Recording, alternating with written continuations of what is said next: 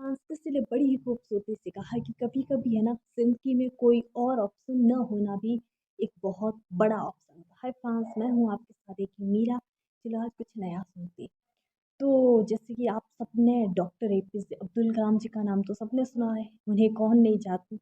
पूरे भारत का बच्चा-बच्चा जानता है, जो बहुत ही प्रसिद्ध वैज्ञानिक और भारत के 11वें राष्ट्रपति थे, जिन्हें बच्चों से बहुत प्रेम था। तो एक बार क्या होता है कि उनके बचपन की घटना होती है कि वो अपने कॉलेज के दिनों में थे। तो ऐसा होता है ना कि कॉलेज में हमें प्रोजेक्ट कुछ दिया जाता है, जैसे सेशनल डायरी वगैरह। कोई अलग कोर्स करते हैं तो उन्हें प्रोजेक्ट दिया गया था कि एक रॉकेट का डिज़ाइन बनाना था। तो टाइम था उनके पास 6 मंथ। तो उन्हें जब ये जो रॉकेट था उसका था ये एरोडायनेमिक्स और स्ट्रक्चरल डिज़ाइन, मतलब एरोडायनेमिक्स और स्ट्रक्चरल डिज़ाइन बनाना था। तो इसमें होता क्या है कि अलग अलग पार्ट होते हैं, जैसे गाइडेंस वगैरह। तो 5 लोगों से पूछ कर उन्हें डिज़ाइन तैयार करना था। तो इन्हें वक्त दिया गया, 5 महीने यूं ही गुजर गए। तो एक बार क्या होता कि ये बैठे थे, इनके गुरु जी आते हैं जिन्होंने, जो खुद बहुत बड़े ज्ञानी थे, उन्हें रॉकेट के बारे में सब पता था। वो काम चेक करने के लिए आते हैं कि क्या है, मतलब प्रोग्रेस क्या चल रही है। तो देखते हैं तो बहुत हताश होते हैं, क्योंकि इनका डिज़ाइन जैसा था वैसा ही पड़ा था। 5 महीने निकल चुके थे और 1 महीना बाकी था। तो सर ने कहा कि अभी तक आपने काम नहीं किया, बहुत ही निराश हुए, आपका कार्य निराशाजनक है।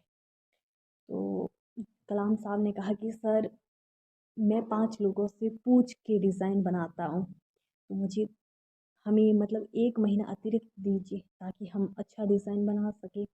लेकिन इनकी श्रीनिवासन सर ने एक बात भी नहीं सुनी और कहा कि मैं कुछ भी नहीं जानता, मैं तुम्हें ना सिर्फ 3 दिन का समय देता हूँ। तुम्हें ये नॉर्मल एक डिज़ाइन बनाकर दिखाना है। वो कॉन्फ़िगरेशन डिज़ाइन बनाकर यदि तुमने अच्छा बना दिया तो मैं सोचूंगा, वरना तुम्हारी स्कॉलरशिप रोक दी जाएगी। और उस डॉक्टर कलाम साहब को ज़िंदगी का ये सबसे बड़ा झटका लगता है, क्योंकि उनका सब कुछ, जो उनकी पढ़ाई चल रही थी, वो सब छात्रवृत्ति पे ही चल रही थी। और यदि स्कॉलरशिप रुक गई तो वो कभी पढ़ ही नहीं पाएंगे। तो उनके पैरों तले ज़मीन खिसक गई। उन्होंने बात की, दलील दी अपनी कि सर मुझे वक्त लगेगा, क्योंकि हर किसी से पूछ के बनाना थोड़ा टाइम तो लगता है।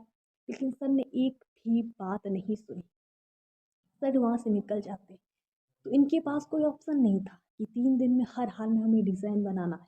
तो ये क्या करते कि एक साथ बैठते ग्रुप में और फिर डिज़ाइन शुरू करते। 2 दिन में 24 घंटे लगातार डिज़ाइन बनाते। तो शुक्रवार के दिन 1 घंटा छुट्टी ली, थोड़ी सी रोटी वोटी खा के बैठे, तभी फिर काम में लग गए। तो क्या देखते हैं कि पीछे से ऐसा आभास हुआ कि कोई छाया हमारे ऊपर आया हुआ है। मतलब कोई आता तो हमें आवाज़ तो हो जाता है।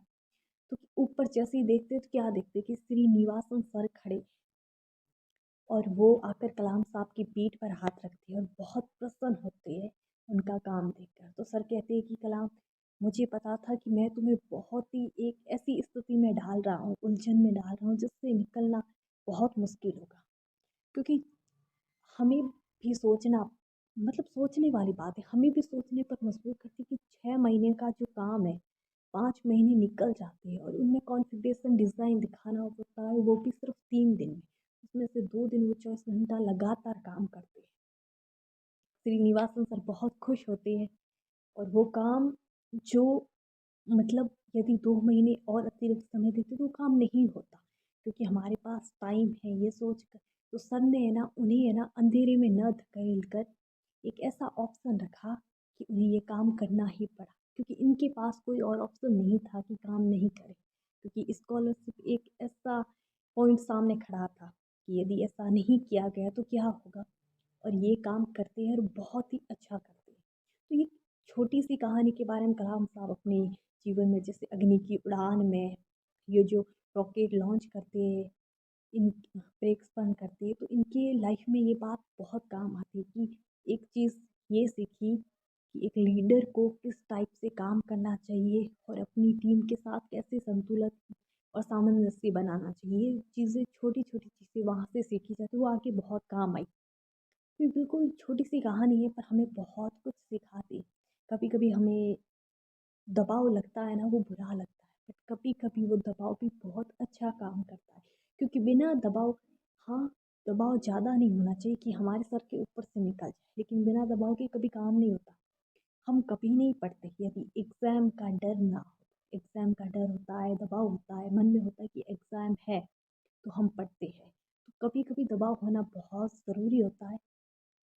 तो आई होप तो कि आप सबको पता है कि हमारी लाइफ में क्या दबाव था। और वैसे कहते हैं ना कि इंसान की परिस्थितियाँ होती है ना, वो सबसे बड़ी गुरु होती है। और जो इंसान अपनी परिस्थितियों को देखकर नहीं चलता, तो सबसे बड़ा दुश्मन खुद का और अपने परिवार का होता है। तो अपनी परिस्थितियों और अपने परिवार को देख कर चले। तो मैं फिर वही कहूँगी जो मैं अक्सर कहा करती हूँ कि महान लोग अच्छा ही काम नहीं करते, बल्कि वो जो भी करते उससे अच्छा बना लेते। हाँ, ये सच है कि एक इंसान दुनिया को नहीं बदल सकता, लेकिन ये बात भी इतनी ही सच है कि इस दुनिया को बदलने की शुरुआत करने वाला हमेशा एक इंसान ही होता है। You are best, you can do it, और you are very very special. Thank you so much.